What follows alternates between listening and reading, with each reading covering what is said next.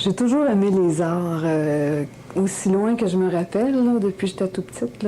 J'ai toujours aimé les arts, j'ai toujours aimé dessiner, les arts en général, parce que c'est pas juste les arts visuels. Là, présentement, je suis en arts visuels, mais j'aimais le théâtre, j'aimais la danse, j'aimais la musique. Alors les arts, pour moi, c'était en fait un moyen d'exprimer ce que j'étais à l'intérieur de moi. Alors, toute jeune, je sentais ça très fort. Et c'est juste vers l'âge de, je dirais, 14-15 ans. Là, j'ai commencé à hésiter entre le théâtre et les arts visuels. Puis longtemps, j'ai hésité parce que je faisais aussi du théâtre. Puis finalement, j'ai décidé les arts visuels. Pourquoi? Je ne le sais pas. J'aimais les deux, j'avais un choix à faire et j'ai décidé de m'en aller là-dedans. Je ne le regrette pas. Aujourd'hui, j'aime laisser des traces. Et puis, je trouve que les œuvres d'expression laissent des traces. Et pour moi, ça me permet de me revoir. Comme là, je peux me revoir, ça fait 20 ans j'en fais, je peux me revoir il y a 20 ans si je revois des œuvres que j'ai faites sur diapositive et je peux voir le chemin que j'ai fait, le cheminement que j'ai fait. Alors, en chanson, ça va s'exprimer avec des mots. En art plastique, ça se fait avec des images. Cette œuvre-là, qui s'appelle Otso, c'est l'œuvre majeure, je dirais, d'un travail thématique. Le thème était la montagne, que j'ai réalisé en 1990 jusqu'à 92. Ça a pris 2 ans.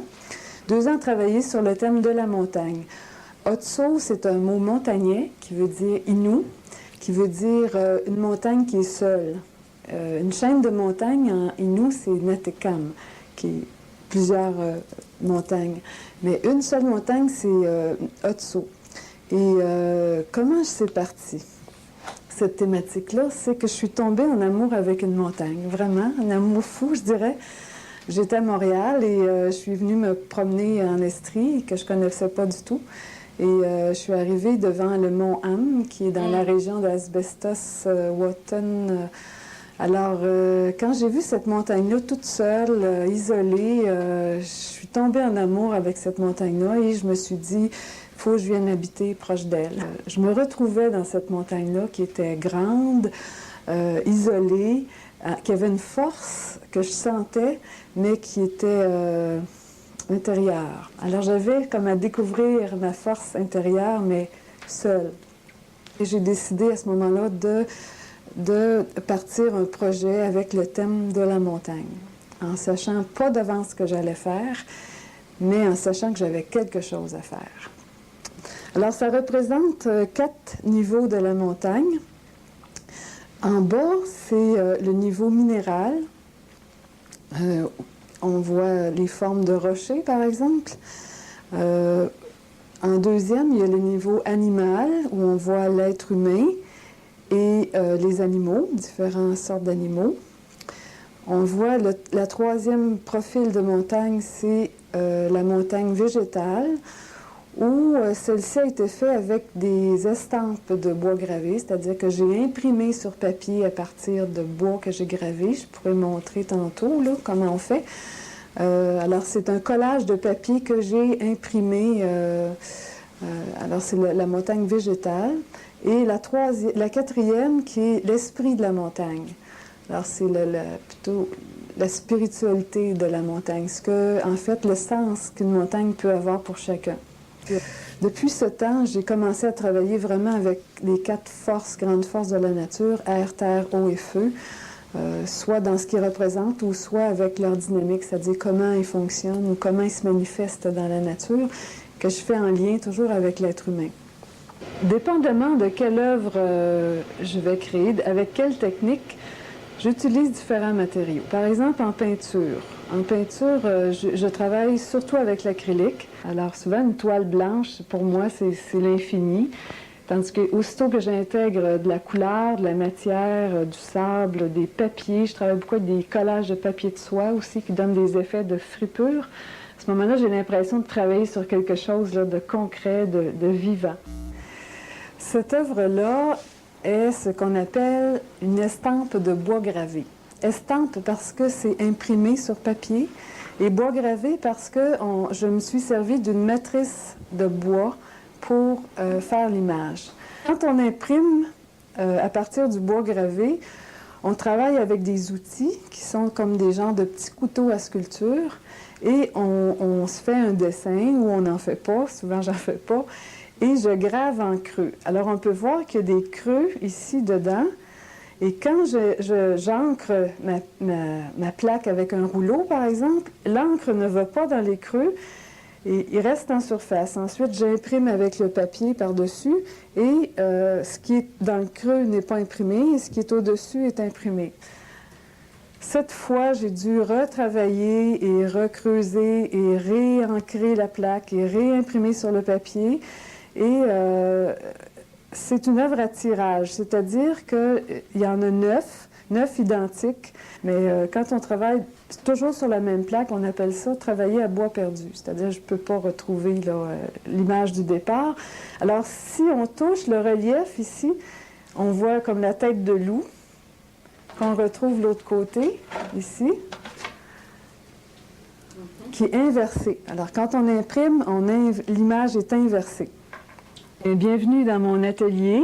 Ici, c'est l'atelier de peinture, gravure, peinture et gravure, collage, les œuvres qu'on fait en 2 dimensions. J'ai ici une presse relief, un peu ce qu'on utilise par exemple pour faire l'estampes de bois gravé. Alors, je peux vous montrer un petit peu rapidement comment on fait. Alors, je parlais d'une matrice de bois tantôt. Alors, voici la matrice et qui a déjà été commencer à graver. Alors, je grave avec des outils qu'on peut servir en sculpture sur bois aussi, qu'on appelle aussi ciseaux à sculpture ou des gouges qui sont comme ça. Alors, ce que je fais, je grave, par exemple, mon dessin. Ici, j'ai une tête de hibou, de chouette que j'ai déjà commencé à graver. Alors, c'est ça, je grave pour enlever, par exemple, les endroits où je ne veux pas que ça soit imprimé par la couleur. Alors, disons que c'est fait. Ensuite, j'ancre. Ici, j'ai une encre à l'eau. Avant, c'était seulement à l'huile. Maintenant, c'est à l'eau. Et je vais ancrer la surface de ma tête de hibou. Et je vais imprimer. Là, j'ai ancré seulement une partie. Généralement, c'est toute la matrice. Avec ça, ça va être parfait. Alors, j'y vais et hop! Ça peut se faire à la main aussi, mais avec une presse, là. Alors, je retrouve, là, ma tête de hibou, ici, avec les autres. En fait, ce que j'ai ancré, je le retrouve aussi sur ma feuille de papier.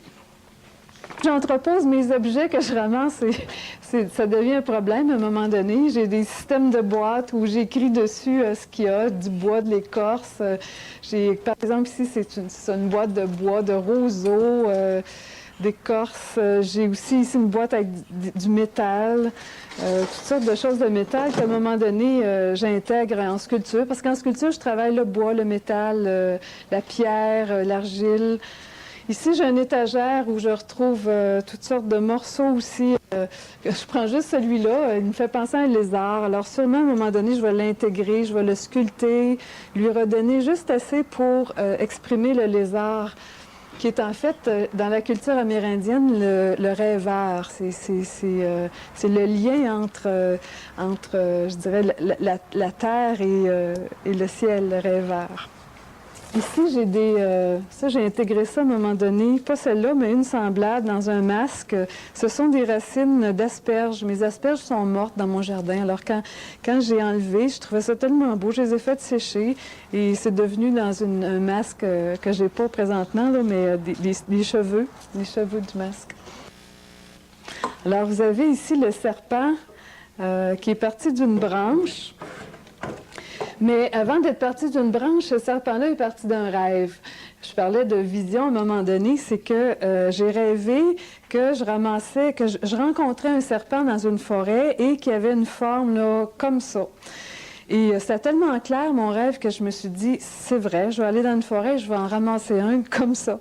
Et ça m'a pris du temps avant de le trouver. C'est quand j'ai arrêté de le chercher que je l'ai trouvé. Et j'ai trouvé une branche à un moment donné. Je suis sortie du sentier de la montagne et je suis allée droit sur une branche qui avait exactement la forme du serpent de mon rêve, puis c'était celle-là. Et un an après, j'ai trouvé celle-là, que c'est sa compagne. Alors, c'est des branches, en fait, qui sont sculptées, qui sont peintes et qui, pour moi, représentent, en tout cas, la symbolique du serpent, ça représente ce qu'on appelle la mutation. C'est le pouvoir d'élargir sa conscience. D'ailleurs, j'ai commencé en peignant, en dessinant, et tranquillement, je suis arrivée à la sculpture. Et de plus en plus, et j'aime les deux. Alors, de plus en plus, je combine et la technique de la sculpture et la technique de la peinture ensemble, et gravure aussi. Alors, ce qu'on appelle aujourd'hui les techniques multiples, les techniques mixtes. Alors ça, c'est un bel exemple de techniques multiples et mixtes. On retrouve des formes à 3 dimensions, comme les mains ici. Ça s'appelle la main, le monde. Alors, le sens que j'ai donné à cette œuvre, c'était tout ce que la main prend à partir d'éléments naturels, comme on voit ici un noyau qui est décollé, un noyau de fruits, il y a une queue de citrouille, une roche, des plumes, de l'écorce, il y a une arête de poisson. Alors, c'est tout ça des objets que je trouve et à un moment donné que je garde parce que je les trouve intéressants par leur forme, par la texture, la couleur ou le sens qu'ils m'apportent. En lien avec l'air, la terre, l'eau, le feu. Par exemple, celle-là, il y a l'eau avec l'être humain a créé la barque, qui est un moyen de transport. Le verre, en fait, un verre est un contenant pour boire l'eau. C'est associé à la transparence, comme l'eau est transparente aussi. La paille de plastique est inspirée des roseaux, par exemple. Dans celui-ci, c'est la terre. On peut voir, il y a des collages d'images que j'ai pris dans des revues, comme National Geographic, et des images de tissage. On voit des mains qui sont en train de travailler la terre, l'argile. Le bois est associé, la forêt est associée à l'élémentaire. Alors, on retrouve une vieille épingle à linge en bois que j'ai trouvée quelque part, un peigne en bois. Alors, etc. Là, il y a l'air ici, le feu avec la céramique. Alors, c'est un exemple où j'ai puisé et dans la sculpture et dans la peinture. Je suis partie d'une image intérieure de la barque qui venait d'un songe. J'ai ensuite réalisé une image matière, une image matérielle avec des matériaux concrets, le bois, l'argile. Et j'avais cette barque-là qui était sur la table comme ça et je trouvais qu'elle était comme atterrie. J'avais envie qu'elle prenne de la hauteur.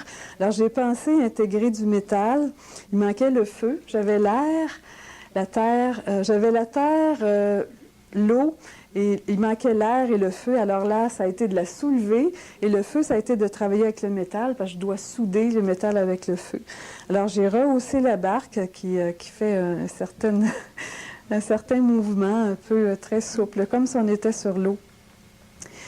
Et alors, de l'image intérieure, j'ai eu l'image matérielle, l'image matière, et ensuite l'image parole qui est arrivée. L'image parole, c'est l'image que quand on se recule et on regarde ce qu'on vient de faire, peu importe si c'est un dessin, une sculpture, une peinture, qu'est-ce que j'ai voulu dire là-dedans? Quel sens que ça prend maintenant pour moi? Cette barque-là, pour moi, symbolise la vie, dans le sens que quand on mène sa vie comme on mène une barque sur la rivière, alors il faut aller en harmonie avec la rivière ou la vie. Sinon, on a des problèmes, on peut chavirer ou on peut accoster à des endroits qu'on ne veut pas ou c'est très, très difficile. Alors, il faut apprendre à manier sa barque et il faut apprendre aussi à être en harmonie avec la rivière. Voici une sculpture que j'ai réalisée, ça fait pas très longtemps, ça fait quelques mois à peine. C'est une sculpture qui s'appelle Embrasure. Embrasure, ça veut dire les portes. C'était un thème qui avait été choisi par plusieurs artistes et chacun avait exprimé quelque chose là-dessus. Et moi, Embrasure, c'était les portes de la vie, les portes de la mort. Alors ici, nous avons les portes de la vie. Et le trajet ici représente le chemin qu'on a à faire pour évoluer entre la vie et la mort.